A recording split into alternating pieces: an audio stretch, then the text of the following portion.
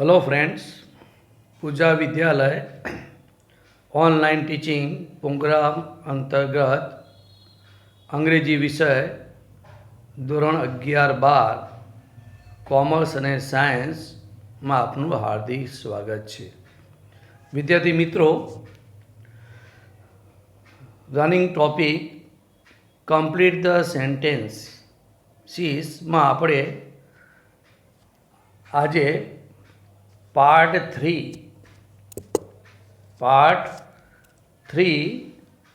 ત્રીજા ભાગની મિત્રો આપણે ચર્ચા કરીશું. પાર્ટ 2માં મિત્રો મેં તમને એક કમ્પ્લીટ ધ સેન્ટેન્સમાં લેંગ્વેજ ફંક્શન એક્સપ્રેસિંગ કન્ડિશન અથવા કન્ડિશનિંગ એ મેં શીખવાડેલું. આજે આપણે કમ્પ્લીટ ધ સેન્ટેન્સ એનો મતલબ અધૂરા વાક્યોને પૂરા કરો એ ટોપિકમાં topic number 2 expressing condition in past complete the સેન્ટેન્સીસમાં હું તમને બીજો ટોપિક શીખવાડવા માટે જઈ રહ્યો છું મિત્રો, જેનું નામ છે expressing condition in the past. પેલું જે આપણે પાર્ટ 1માં એક્સપ્રેસિવ કન્ડિશન જોયું એમાં સાદો વર્તમાનકાળ અને સાદો ભવિષ્યકાળ અથવા સાદો ભૂતકાળ અને સામે સાદો ભૂતકાળના વાક્યો આપણે જોયા હતા. ધોરણ 11 અને 12માં મિત્રો expressing condition in the past એ ટોપિક ખૂબ જ મહત્ત્વનો છે. 12મા ધોરણમાં કમ્પલસરી મિત્રો પૂછાય, આ યાદ રાખજો. એક્સપ્રેસિંગ કન્ડિશન ધ પાસ્ટનો ઉપયોગ જ્યારે ભૂતકાળમાં આ કોઈ ઘટના બની હોય તો જો આમ થયું હોત તો આમ થાત, આ પ્રકારની કન્ડિશન એટલે શરત દર્શાવવા માટે આ ફંક્શનનો ઉપયોગ થાય છે. હવે આ જે બાબતો છે અવાસ્તવિક શરતો છે મિત્રો. શરત કેવી છે? અવાસ્તવિક, અને એનું પરિણામ પણ અવાસ્તવિક હોય છે મિત્રો. જો તમે આમ કર્યું હોત તો આવું થયું હોત, આ પ્રકારની વાક્યરચના આમાં સામેલ છે. પણ હકીકત છે કે એવું કર્યું પણ નથી અને એવું થયું પણ નથી. આ પ્રકારની અવાસ્તવિક શરતો, શક્યતાઓ, ધારણાઓ દર્શાવવા માટે કન્ડિશન ઇન ધ પાસ્ટ નામનું લેંગ્વેજ ફંક્શનનો ઉપયોગ વારંવાર થાય છે મિત્રો. ધોરણ 11માં નવો ટૉપિક છે મિત્રો. તમે ધોરણ 10માં ટૉપિક ભણ્યા નથી, કન્ડિશન ઇન ધ પાસ્ટ. ધોરણ 12માં આ ટૉપિક ખૂબ જ મહત્ત્વનો છે, એટલે તમારે ધ્યાનથી આ ટૉપિક શીખવો જરૂરી છે મિત્રો. મેં શું કહ્યું? આનો ઉપયોગ શું છે મિત્રો? તો ભૂતકાળમાં જો આમ થયું હોત તો આમ થાત, આ પ્રકારની શરત દર્શાવે છે. પણ હકીકત આખી અલગ હોય છે મિત્રો. આ માત્ર કન્ડિશન શરત હોય છે અને શરતના સંદર્ભમાં સામેનું પરિણામ દર્શાવવામાં આવે છે. પણ આ જે શરત છે એ અવાસ્તવિક છે અને એ શરત પ્રમાણે આપણે વાક્યો બનાવવાના હોય છે મિત્રો. આપણે આ લેંગ્વેજ ફંક્શનમાં કન્ડિશન ધ પાસ્ટ આપણે શીખી ગયેલા. એમાં તમારે કીવર્ડ તરીકે એટલે કન્જેક્શન તરીકે ઇફ આવતું યાદ હોય તો ઇફ હેડ, અનલેસ હેડ અથવા હેડથી શરૂ થતા પૂર્ણ ભૂતકાળનું વાક્ય આપેલું હોય છે જે કન્ડિશન્સ બતાવે છે. શું કહ્યું? ઇફ જોડે ઇફ પછી કર્તા અને હેડ આવે, અનલેસ જોડે કર્તા અને હેડ આવે, અથવા તો હેડથી શરૂ થતું પૂર્ણ ભૂતકાળનું વાક્ય જે શરત બતાવે, અને એની સાથે બીજું વાક્ય પરફેક્ટ મોડલ ઓક્ઝિલરીની વાક્યરચનાવાળો ઉપયોગ થાય છે. પરફેક્ટ મોડલ ઓક્ઝિલરી મિત્રો મેં તમને સમજાયેલું લેંગ્વેજ ફંક્શન વખતે. મોડલ ઓક્ઝિલરી મિત્રો could, would, should, must, might, can આ બધા મોડલ ઓક્ઝિલરી છે. પણ પરફેક્ટ વાક્યરચનાનો મતલબ થાય કે મોડલ ઓક્ઝિલરી સાથે હેવ ફરજિયાત આવે, અને હેવ જોડે જે મેઇન વર્બ છે એનું V3 એટલે પાસ્ટ પાર્ટિસિપલવાળી વાક્યરચનાનો ઉપયોગ થાય છે મિત્રો.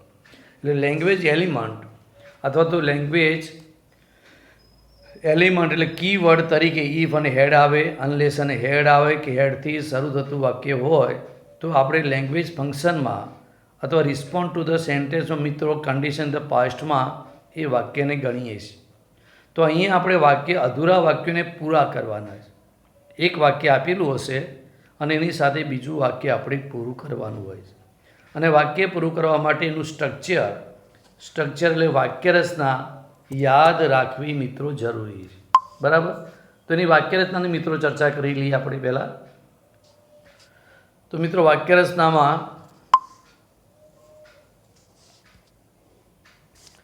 સ્ટ્રક્ચરની વાત કરીએ. વાક્ય રચના તો ઇફ વાળી વાક્ય, ઇફ અને અનલેસ એટલે આપણે આગળ શીખ્યા તેમ જો અને તોની વાક્ય રચના છે. ઇફ અને અનલેસ એ કન્ડિશન બતાવે અને સામે બીજું વાક્યનું પરિણામ સૂચવે છે. એ પ્રકારની વાક્ય રચના આમાં પણ છે. તો ઇફ વાળી વાક્ય રચના, ઇફમાં કરતા આવશે, હેડ ફરજિયાત આવશે, હેડ જોડે ક્રિયાપદનું V3 એટલે કે પાસ્ટ પાર્ટિસિપલ, ઓબ્જેક્ટ અને અધર વર્ડ્સ. આ પહેલું વાક્ય થયું જે સરળ સૂચવે છે. એની સાથે બીજું વાક્ય મિત્રો આખું આ રીતનું આવશે. તમારે જે બનાવીને તમારે વાક્ય કમ્પ્લીટ કરવાનું થાય તો સબ્જેક્ટ આવશે. આગળ જે સબ્જેક્ટ છે એનું નામ કે સર્વનામ આવે. પછી મોડલ ઓક્ઝિલરી મિત્રો.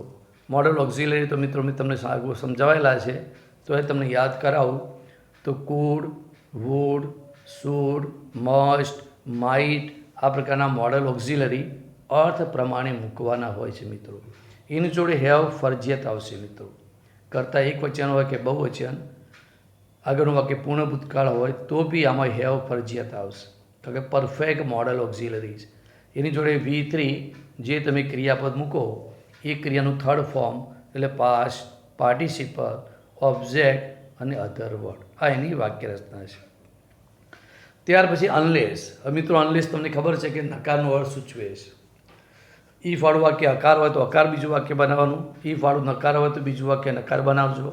અનલેસ પોતે નકાર છે એટલે અનલેસવાળા વાક્યમાં જે શરતી વાક્યમાં નોટ નહીં આવે પણ એનો અર્થ નેગેટિવ થાય છે એટલે બીજું વાક્ય પરફેક્ટ મોડલ ઓક્ઝિલરીવાળું વાક્ય નેગેટિવ બનશે. અનલેસ જોડે ઉપરની જેમ સબ્જેક્ટ, હેડ, V3, ઓબ્જેક્ટ અને અન્ય. અને બીજા વાક્યમાં મિત્રો અનલેસ નકાર છે એટલે ફરક એટલો નોટ જ આવે. Subject, modal auxiliary, not, have, V3 અને ઓબ્જેક્ટ અને અધર વર્ડ્સ. આ રીતે બીજું વાક્ય બને. ત્રીજી વાક્ય રચના મિત્રો એમાં હતી હેડથી શરૂ થતું વાક્ય બી ચાલે. હેડ પહેલું આવે, પછી કરતા આવે, પછી V3, ઓબ્જેક્ટ અને અન્ય આવે. અને ત્યાર પછી બીજું વાક્ય તમારે ઉપરની જેમ subject, modal auxiliary, have, V3, object અને અન્ય. હવે આ જે સ્ટ્રક્ચર છે મિત્રો એ સ્ટ્રક્ચર એક્ટિવ વોઇસનું છે.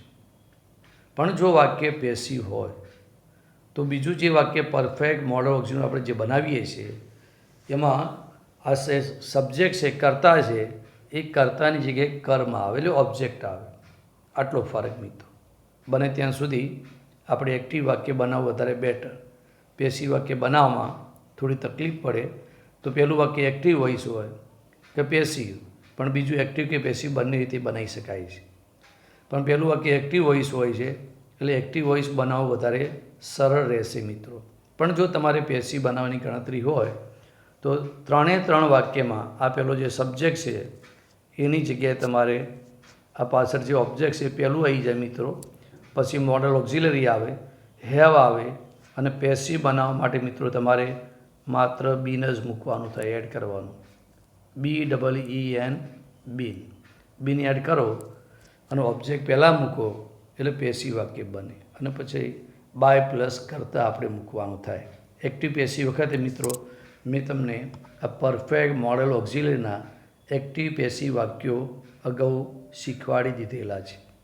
આટલું યાદ રાખવાનું. જો તમારે પેસિવ બનાવવું હોય તો તમે સબ્જેક્ટની જગ્યાએ ઓબ્જેક્ટ લઈ શકો છો. મોડલ ઓક્ઝિલરી અર્થ પ્રમાણે જે આવે તે હેવ ફરજિયાત આવશે. બીન ઉમેરવાનું પાસ્ટ પાર્ટિસિપલની પહેલાં. પાસ્ટ પાર્ટિસિપલ બાય પછી કરતા અને અન્ય શબ્દો. જો તમારે પેસિવ બનાવવું હોય તો એક્ટિવ બી બનાવી શકો મિત્રો, પેસિવ બી તમે બનાવી શકો છો. નોંધ યાદ રાખો મિત્રો, ઇફ, અનલેસ અને હેડથી શરૂ થતું શરતી વાક્ય પૂર્ણ ભૂતકાળમાં આવે. આ યાદ રાખજો. કન્ડિશન ઇન ધ પાસ્ટ ભૂતકાળના સંદર્ભમાં પણ પૂર્ણ ભૂતકાળમાં વાક્ય આવે હેડ અને V3 સતી. અને બીજું જે ગૌણ વાક્ય તમે બનાવીએ છીએ આપણે જે વાક્ય અધૂરું પૂરું કરવા માટે એ બીજું ગૌણ વાક્ય પરફેક્ટ મોડલ ઓક્ઝિલરીવાળું હોવું જોઈએ. જેમાં મોડલ તરીકે કુડ, વુડ, માઇટ આટલા 3 યાદ રાખો તો ભાઈ મિત્રો ઇનફ છે. કુડ એટલે શકવાના અર્થમાં આવે, વુડ એટલે ભવિષ્યકાળમાં થશે એવી ઘટના આવે, અને માઇટ એ શક્યતા દર્શાવે. આ 3માંથી કોઈ પણ તમે એકાદ લઈ શકો છો. ઘણીવાર પરીક્ષામાં આ 3 શબ્દો પણ આપેલા હોય. કુડથી બનાવે તો બી વેલિડ, વુડથી બનાવો તો બી વેલિડ, માઇટથી બનાવો તો બી વેલિડ મિત્રો. બરાબર. એટલે મોડલ ઓક્ઝિલરી તરીકે કુડ, વુડ, માઇટ 3 તમે યાદ રાખો તો બી ઇનફ છે. એની જોડે હેવ ફરજિયાત આવશે મિત્રો. ત્યાર પછી V3 આવે. આ એક્ટિવ વાક્યરચના છે મિત્રો. ની વાક્યરચનાવાળું એક્ટિવ કે પેસિવ વોઇસનો ઉપયોગ થાય તે યાદ રાખો. મેં તમને એક્ટિવ અને પેસિવ બે સમજાયું. તમને અનુકૂળ હોય એવું વાક્ય બનાવી શકો છો. પછી ઇફ, અનલેસ અને હેડથી શરૂ થતા શરતી વાક્ય સાથે જો બીજું વાક્ય આપ્યું હોય તો એક પરિણામ દર્શાવે છે. અને એ પ્રકારનું વાક્ય મોડલ, હેવ, V3 સાથે અન્ય શબ્દોવાળું વાક્ય તમારે બનાવવાનું થાય. એક્ઝામ્પલ તરીકે મિત્રો વાત કરું કે પરીક્ષામાં કેવી રીતે વાક્યો બને છે જોઈ લો. If Chintan had got up early. If આવ્યું, ચિંતન કરતા થયો, હેડ આવ્યું, ગોટ અપ V3 થયું, અર્લી. પહેલું વાક્ય પૂરું જે શરત બતાવે. શું શરત છે? જો ચિંતન વહેલો ઉઠ્યો હોત તો શું થયું હોત? He would have join yoga. તો એ યોગા જોઈન કરી શક્યો હોત. He would have join yoga. આ એક વાક્ય લીધું છે. પણ ક્યારે યોગા જોઈન કરી શક્યો હોત? જો ચિંતન વહેલા ઉઠ્યો હોત તો. સરસ શું છે? વહેલા ઉઠ્યો હોત તો. પણ હકીકત શું છે મિત્રો? ચિંતન વહેલા ઉઠ્યો પણ નથી કે યોગા જોઈન કર્યા પણ નથી. આ જો અને તોની અવાસ્તવિક શરત દર્શાવતું વાક્ય હોય એનું પરિણામ પણ અવાસ્તવિક રજૂ કરવામાં આવે છે. ઘણીવાર આપણે ઘેર કોઈ મહેમાન આવે તો આપણે એમને ઘણીવાર કહીએ છીએ કે જો તમે મને ટેલિફોન કર્યો હોત તો હું તમને એરપોર્ટ ઉપર રિસીવ કરવા આવ્યો હોત. તો મહેમાન તો આપણી સામે ઘરે બેઠા જ છે અને આપણે એમની કન્ડિશન મૂકીએ કરીએ છીએ. આપણી સામે મહેમાન બેઠા છે અને આપણે કહીએ જો તમે મને ફોન કર્યો હોત તો હું તમને એરપોર્ટ ઉપર લેવા આવ્યો હોત. પણ હકીકત શું છે? એમને આપણને ફોન બી કર્યો નહીં કે આપણે એમને એરપોર્ટ ઉપર લેવા પણ ગયા નથી. આ પ્રકારની અવાસ્તવિક શરતો રજૂ કરવા માટે આ કન્ડિશન ઇન ધ પાસ્ટ નામનો ટોપિક લેંગ્વેજ ફંક્શન તરીકે વપરાય છે મિત્રો. ખ્યાલ આવી ગયો? ચિંતનવાળું જે વાક્ય if Chintan had got up early, જો ચિંતન વહેલા ઉઠ્યો હોત તો બીજું વાક્ય સામે બનાવી શકાય. ચિંતન એટલે હી થયું. He would have reach the office in time. He would have reach the office in time. તો વહેલા ઉઠ્યો હતો સમયસર એ ઓફિસ પહોંચી શક્યો હોત. પણ હકીકત શું છે? એ વહેલા ઉઠ્યો પણ નહીં, કોઈ ઓફિસ સમયસર પહોંચ્યો પણ નહીં. આ પ્રકારની અવાસ્તવિક શરત છે મિત્રો. બીજું વાક્ય જોઈ લે. Unless Chintan had got up early. જો ચિંતન, અનલેસ એટલે નકારનો અર્થ થયો મિત્રો. જો ચિંતન વહેલા ઉઠ્યો ના હોત તો he would not have join yoga. એના એ વાક્ય મેં એટલા માટે લીધું છે મિત્રો કે તમને ખબર પડે કે નકારનું મિનિંગ છે એટલે માત્ર નોટ જ વધારાનું આવે. He would not have join yoga. જો ચિંતન વહેલા ઉઠ્યો ન હોત તો યોગામાં જોડાઈ શક્યો ના હોત. ત્રીજું વાક્ય મિત્રો, હેડ યુ ડ્રાઈવન કેરફુલી. હેડથી શરૂ થતું વાક્ય. આ 3 વાક્ય રચના મેં તમને એક્ઝામ્પલ તરીકે આપી છે એટલે તમને આઈડિયા આવે કે વાક્ય કેવી રીતે બને છે. હેડ યુ ડ્રાઈવન કેરફુલી. જો તમે કાળજીપૂર્વક ડ્રાઇવિંગ કર્યું હોત તો યુ કુડ હેવ એવોઇડેડ એક્સિડન્ટ. તો તમે એક્સિડન્ટ ટાળી શક્યા હોત. પણ હકીકત શું છે કે કાળજીપૂર્વક ડ્રાઇવિંગ કર્યું પણ નહીં અને અકસ્માતને ટાળી શકાયો નહીં. આ પ્રકારની વાક્યરચના કન્ડિશન ઇન ધ પાસ્ટમાં પૂછાય મિત્રો. એટલે તમને એક વાક્ય આપેલું હોય અને બીજું વાક્ય તમારે કમ્પ્લીટ કરવાનું થશે. પણ કમ્પ્લીટ કરતી વખતે મિત્રો તમારે વાક્ય રચનાને ધ્યાનમાં ફરજિયાત રાખવી પડશે. વાક્ય રચના પ્રમાણે જ તમે વાક્યો બનાવી શકો છો. ખ્યાલ આવી ગયો? 3 વાક્યો, એની વાક્ય રચના, કન્ડિશનવાળું વાક્ય, સામે બીજું પછી ગૌણ વાક્ય, subject, modal auxiliary, have, V3, object અને અન્ય. આ પ્રમાણે વાક્યના અર્થ પ્રમાણે તમારે બીજું વાક્ય કમ્પ્લીટ કરવાનું થશે. એટલે આપેલ વાક્યનો અર્થ સમજવાનો. કાળ તો નક્કી છે મિત્રો, પૂર્ણ ભૂતકાળ કન્ડિશનમાં આવશે, અને બીજામાં પણ ફિક્સ છે કે મોડેલ ઓક્ઝિલરી આવશે, હેવ આવશે, V3 આવશે, ઓબ્જેક્ટ અન્ય આવશે. એટલે વાક્ય રચના ધ્યાનમાં રાખો અને વાક્યના અર્થ પ્રમાણે તમે જવાબ બનાવી શકો છો. મિત્રોને અગાઉ પણ કહ્યું છે કે આ ટૉપિક છે મિત્રો એ મલ્ટી આન્સરવાળો જવાબ છે. એક કરતાં વધુ જવાબ વાક્યમાં બની શકે છે. તમે યોગ્ય જવાબ સાચો લખો તો બી મિત્રો તમને માર્ક્સ મળે. તમારા બાજુવાળો વિદ્યાર્થી લખ્યું એ જ વાક્ય સાચું અને તમે લખી રહ્યા ખોટું, એવો મનમાં ભ્રમ રાખવાની જરૂર નથી. જો તમે વાક્ય રચના સાચી હશે અને વાક્યના અર્થ પ્રમાણે વાક્ય બંધ બેસતું હશે તો પણ મિત્રો તમને માર્ક્સ આમાં મળે. ખ્યાલ આવ્યો? જોઈએ મિત્રો આગળ એક્સરસાઇઝ જોઈ લઈએ મિત્રો.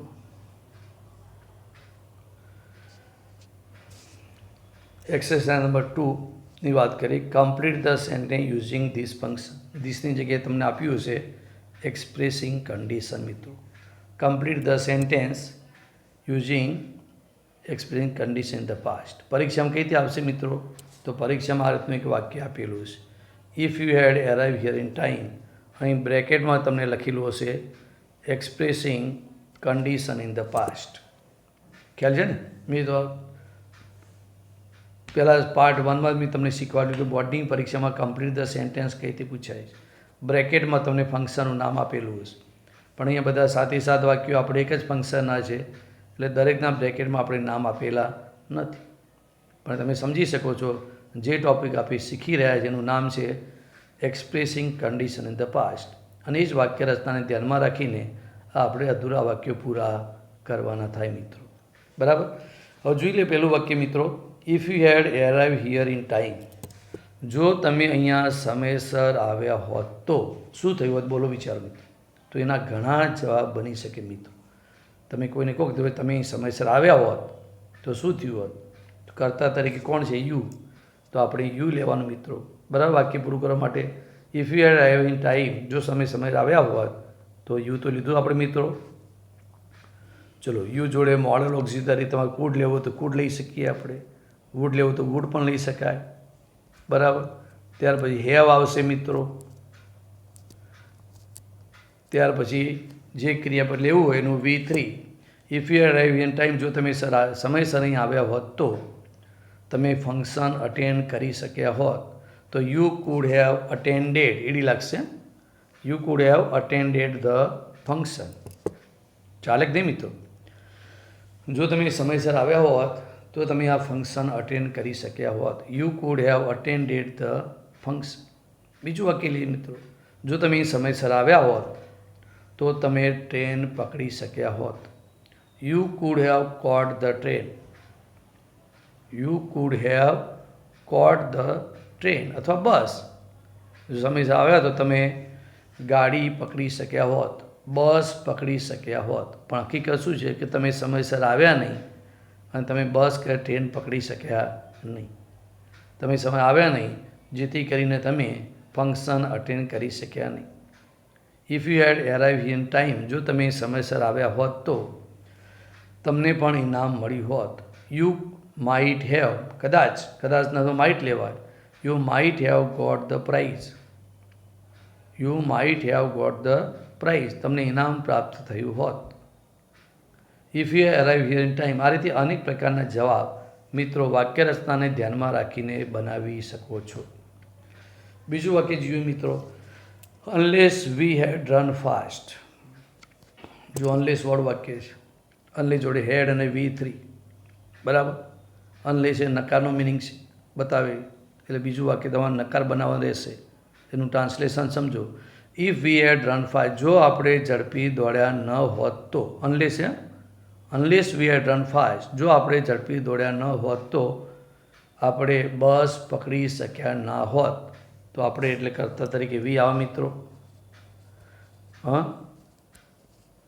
પછી માઇટ, કદાચ લઈએ તો માઇટ લઈએ આપણે મિત્રો. કદાચ આપણે વી માઇટ, નકાર છે એટલે આપણે નોટ મૂકીશું. નોટ સાથે મિત્રો હેવ આવશે અને ત્યાર પછી V3 ક્રિયાપદ જે લેવી હોય ક્રિયાપદનું V3 હા if we had run fast જો આપણે ઝડપી દોડ્યા ન હોત તો we might not have caught the bus we might not have caught the bus કદાચ આપણે બસ પકડી શક્યા ના હોત કુડ લેવું તો સાચું છે we could not have caught the bus unless we had run fast જો આપણે ઝડપી દોડ્યા ના હોત તો આપણે સમયસર પહોંચી શક્યા ના હોત આવું બી વાક્ય બની શકાય we could not have reach there in time we could not have reached there in time તો સમયસર આપણે ત્યાં સમયસર પહોંચી શક્યા ના હોત unless we had run fast જો આપણે ઝડપી દોડ્યા ન હોત તો બોલો બીજું તમે વિચારો કે ત્રીજું વાક્ય કયું બનાવવું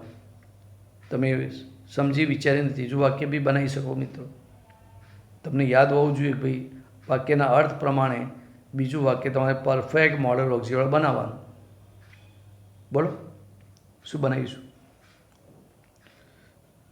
unless we had run fast જો આપણે ઝડપી દોડ્યા ના હોત તો આપણે ટિકિટ મેળવી શક્યા ના હોત we could not have board the ticket we could not have board the ticket આપણે ટિકિટ મેળવી શક્યા ના હોત બરાબર સૌથી ઇઝી વાક્ય બનાવવું હોય તો we could not have caught the bus આપણે બસ મેળવી શક્યા હોત નહીં બસ પકડી શક્યા હોત નહીં મિત્રો ફંક્શન અટેન્ડ કરી શક્યા ના એ ચાલે મિત્રો unless we had run fast જો ઝડપી આપણે ન દોડ્યા હોત તો we would not have would લેવી શકાય we would not have attended the function we would not have attended the function attend કરી શક્યા આવા અનેક જવાબ તમે વિચારી શકો છો મિત્રો ત્રીજું વાક્ય વિશે વાત કરીએ હેડ the teacher given us IMP question જો ટીચરે આપણને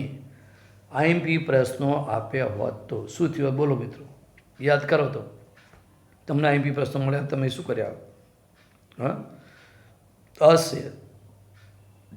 અસમાંથી કર્તા તરીકે આપણે વી બનાવી શકીએ મિત્રો તો had the teacher given us IMP question જો ટીચર અમને આઈએમપી પ્રશ્નો આપ્યા હોત તો અસમાંથી બનશે કરતા we could have got more marks બને તે we could have got more marks મેં વધુ માર્ક્સ મેળવી શક્યા હોત we could have got distinction marks we could have achieved got ના લેવો હોય તો achieved we could have achieved distinction marks distinction marks અમે મેળવી શક્યા હોત તો પેસી બનાવો તો આમાં બનાવી શકાય at the teacher given IMP question આપ્યા હોત તો distinction marks could have been got by us એટલે પેસી બનાવે અથવા more marks might have been got by us might મૂકો વુડ બી સાચું છે more marks would have been got by us passive પણ એક્ટિવ બનાવવું મિત્રો વધારે better we would have got more marks we would have got more marks we could have got more marks આવા અનેક વાક્યો બનાવી શકાય જો ટીચર આઈએમપી ક્વેશ્ચન આપ્યા હોત તો હું ફર્સ્ટ ક્લાસ અમે પ્રાપ્ત કરી શક્યા હોત we could have secure the first class V could have secure the first class આ રીતના અનેક વાક્યો મિત્રો બને પણ વાક્ય રચનાને ધ્યાનમાં રાખીને બનાવવા ચોથું વાક્ય મિત્રો જોઈએ if I attended the seminar જો મેં સેમિનારમાં હાજરી આપી હોત તો શું થાત બોલો તમે સેમિનાર જે આપ્યું તો શું થાત એવું વિચારીને તમારે જવાબ બનાવી દેવાનો કરતા કોણ છે આઈ તો આપણે આઈ લખવાનું થશે સર્વનામ છે if I had attended the seminar I would have got more knowledge about it I would have got બને કે મિત્રો આ એટલે આઈ આવશે વુડ લઈ લઈએ મિત્રો આઈ વુડ ત્યાર પછી હેવ ત્યાર પછી got I would have got more information about it. જો સેમિનારની હાજરી આપી હોત તો મને એના વિશે વધુ માહિતી મળી ચૂકી હોત. I would have got more information about it. જો મેં સેમિનાર હાજરી આપી હોત તો મને વધારે લાભ થયો હોત. થાય કે નહીં? I would have got more benefit. I would have got more benefit. તો મને વધુ લાભ થયો હોત. આવા વાક્યો તમે મિત્રો બનાવી દઈ શકો છો. પાંચમું વાક્ય જુઓ. હેડથી શરૂ થતું વાક્ય આપ્યું. હેડ દે પાસ HSC એક્ઝામ. જો તે લોકો બહુ વચન છે મિત્રો. હેડ દે પાસ HSC એક્ઝામ. જો તે લોકોએ HSC પરીક્ષા પાસ કરી હોત તો શું થયું હોત? તેમને કોલેજમાં એડમિશન મળ્યું હોત. તો દે વુડ, દે છે માટે they would have got the admission in the college. 12મા પછી કોલેજ આવે મિત્રો. They would have got admission in the college. તો કોલેજમાં એમને એડમિશન મળી ગયું હોત. પણ હકીકત શું છે કે HSC પાસ થઈ નહીં, કોલેજમાં એડમિશન મળ્યું નથી. આ પ્રકારની અવાસ્તવિક શરત છે. બીજું વાક્ય બનાવીએ. હેડ દે ગોટ પાસ HSC એક્ઝામ.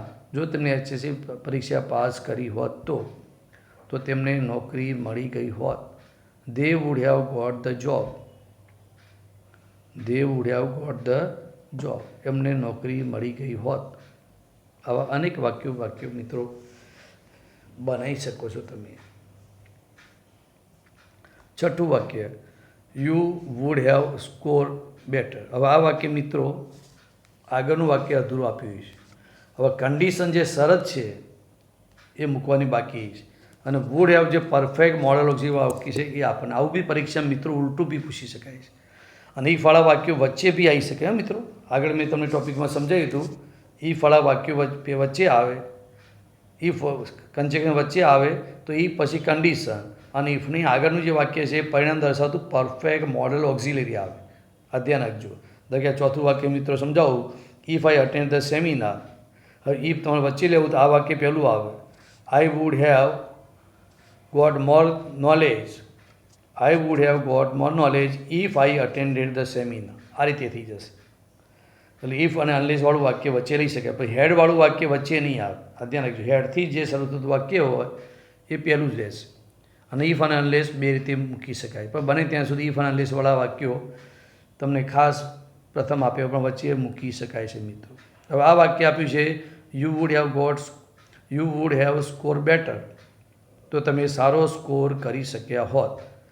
હવે આ વાક્ય છે કન્ડિશન. તો કન્ડિશનમાં મિત્રો આપણે 3 પ્રકારના વાક્ય જોઈએ. ઇફથી શરૂ થતું વાક્ય પૂર્ણ ભૂતકાળનું, અનલેસથી શરૂ થતું વાક્ય પૂર્ણ ભૂતકાળનું, અને હેડથી શરૂ થતું પૂર્ણ ભૂતકાળનું વાક્ય. આ 3માંથી કોઈ પણ એક વાક્ય તમે બનાવી શકો છો.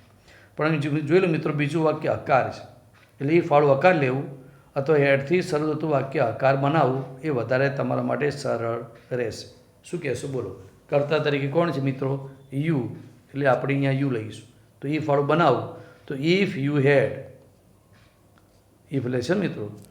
ઇફ યુ હેડ એટલે પહેલાં યુ આવ્યું, યુ જોડે મિત્રો હેડ આવશે. બરાબર. પછી ક્રિયાપદ V3 અન્ય. If you had work hard. If you had worked hard. જો તમે સખત મહેનત કરી હોત તો you would have score better. તો તમે સારો સ્કોર કરી શક્યા હોત. એ ફળ બીજું બનાવીએ મિત્રો. If you had practised more. જો તમે વધારે પ્રેક્ટિસ કરી હોત તો you would have score better. તો તમે સારો સ્કોર કરી શક્યા હોત. હેડથી બનાવવું હોય મિત્રો તો ઇફ ના આવે. Had you practised more. Had you worked hard more. Had you worked ed લાગશે V3. Had you work hard more ના લખો દી. Had you worked hard you would have score better. તો તમે સારો સ્કોર કરી શક્યા હોત. આ રીતના મિત્રો વાક્યો બને. બરાબર. છેલ્લું વાક્ય મિત્રો જોઈએ. If Mohit had told me. જો મોહિતે મને જણાવ્યું હોત અથવા કહ્યું હોત તો શું કહ્યું હોત? બોલો, વિચારો કયો જવાબ આવે મિત્રો. If Mohit had told me. જો મોહિતે મને કહ્યું હોત તો કર્તા તરીકે આઈ આપ્યું છે મીના કર્મના આધારે. મોહિત ટોલ મી, તો હું તમને કહ્યું તમે શું કરત, તો મેં એને મદદ કરી હોત. લખાય કે નહીં? If Mohit had told me I would have helped him, I would have helped him, I could have helped him, I might have help him. આ ત્રણમાં કોઈ પણ એક વાક્ય લખી શકો છો. વુડ વધારે better. If Mohit had told me, જો મોહિતે મને જણાવ્યું હોત તો, બોલો, મેં એને મદદ કરી હોત. If Mohit had told me, જો મોહિતે મને કહ્યું હોત તો હું ઘરે આવી ગયો હોત. જો મોહિતે મને કહ્યું હોત તો મેં તમારો કોન્ટેક્ટ કર્યો હોત. I would have contacted you, I would have contacted you. જો મોહિતે મને કહ્યું મેં તમારો કોન્ટેક્ટ કર્યો હોત. If Mohit had told me, જો મોહિતે મને જણાવ્યું હોત તો, બોલો શું બીજું વાક્ય બનાવી શકાય?